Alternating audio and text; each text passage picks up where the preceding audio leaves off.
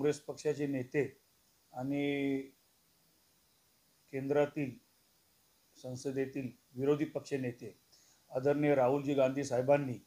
जे मागील 10-11 वर्षापासून या देशामध्ये जातनिहाय जनगणना व्हावी यासाठी आदरणीय राहुल गांधी साहेबांनी पाठपुरावा घेतलेला होता आणि सातत्याने पाठपुरावा करत असताना आज त्या पाठपुराव्याला खरं तर यश मिळालेलं आहे आणि परवाच्या दिवशी या सरकारने या देशामध्ये जातनिहाय जनगणना व्हावी असा निर्णय घेतलेला आहे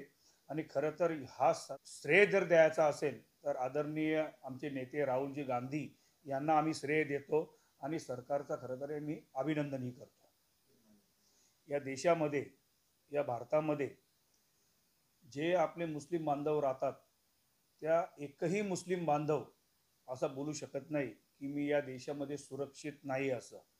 फक्त आज सकाळी अबू आसिम आझमींनीच सांगितलेले आहे की भारतामध्ये मुस्लिम लोक सुरक्षित नाही। मला तर एवढंच अबू आसिम आझमींना